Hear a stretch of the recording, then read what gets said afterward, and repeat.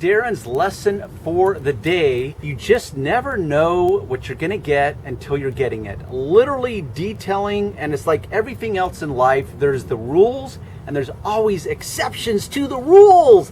And it's those exceptions to the rules that are gonna just mess up your life.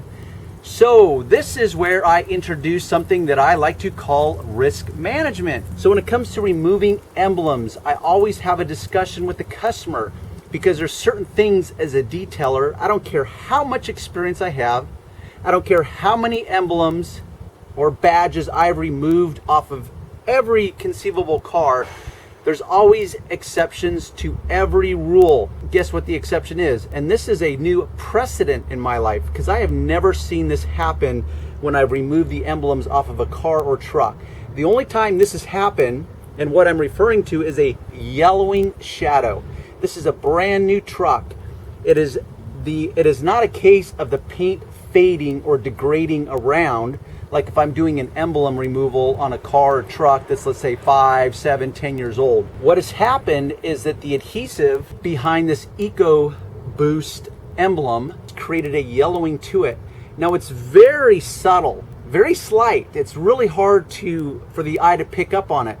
But if your eye has been told, or you have been told as a person, obviously Johnny customer knows that I'm taking this off. He knows exactly where to look. His eye is going to be trained to focus there because that's where his attention is. Unless you're that person, or me as the detailer, you will never see this. I guarantee I would line this truck up in front of 1,000 people and not one of them would be able to pick this out. Of course, you'd get the obsessive compulsive guy that's going to spend hours and hours because he's going to take it on as a call of duty, a badge of honor, if he can figure out where that blemish is on that truck. Maybe at best he'll get it, but it's very unlikely because it's that subtle.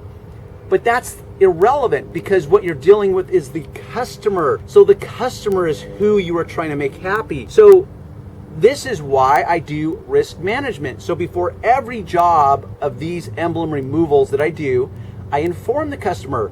I have never personally screwed up a car doing this.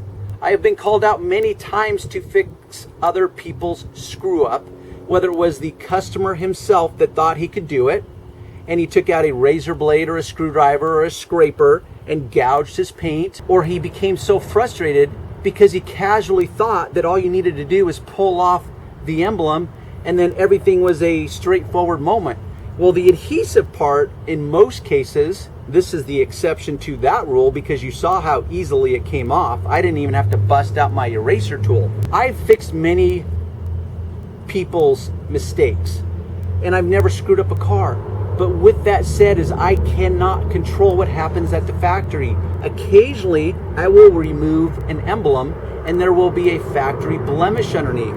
There may be a speck of dirt that has been sprayed into the clear coat. There may be a little fisheye. There may be an actual scratch.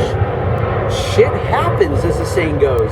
I can't control that. But I want to make sure that Johnny customer understands the limitations of this. There's very few limitations, but nonetheless there is limitations, which means that I can only control what I'm working with. I can't control whether I can save these completely. Let's say he wants to save this emblem. I can't control what is revealed underneath once it's been removed. So I always address that with the customer. It's what I call risk management, and that's how you save your ass. So once you've done that, you've been straightforward. And after I removed this, I saw this shadow effect. So I immediately got on the phone and said, "Hey, John." Yes, his name actually is John. I don't call him Johnny, but John. I said, "Hey, John, guess what? In regards to our conversation before I started, I said there's certain things that I cannot control." Well, this is a first in my world. I have never seen this happen before. There's a slight yellowing discoloration that has been stained or created, likely due to the adhesive, the double-sided tape that Ford has chosen to use. I already know that I cannot remove this because it happened in the back before I brought you on film. And I wet sanded, and I'll show it to you. and it has stained the clear coat deep enough that it cannot simply be wet sanded away. This is where you as a detailer often have to talk people off the ledge, because they will go into freak out mode. Not necessarily over you and your efforts, but they just don't want it to be. Well, guess what, Mr. Customer? I don't want it to be there either, because I want everything that I do to become perfect. But it just can't be. So that way I take the responsibility off of my shoulders and I put it in the appropriate place, which is factors that neither one of us can control. It's nobody's fault. If you want to lay blame somewhere, well, lay it with Ford. Or some of you out there will say, well, don't take off the emblems then, you jackass. Okay, there's that, but we want the emblems off because these emblems suck. I know some of you will be wondering why we did not remove the F-150. Unfortunately, what Ford has started doing in the past 5-6 years is they've started attaching these with pins. So there's 2 pins that go through the sheet metal. If you don't believe me, you can actually open up the hood and you can look down diagonally and you'll see a pin through the sheet metal with a fastener approximately right here. And you can also tell because you can actually lift this off of the sheet metal and see that there's no actual double-sided tape that's adhering this to the paint itself. Johnny customer is going to have to live with this. We were able to remove that, debadge that. So overall it does look cleaner. And then the back end has the badge removed from it as well. And as a rule for all of you, when it comes to the actual factory logo, now this is actually embossed, meaning it's got a receiver imprint where the sheet metal's been stamped to receive this. So you wouldn't want to remove this anyways in most cases. But as a rule, all factory logos have pins through them.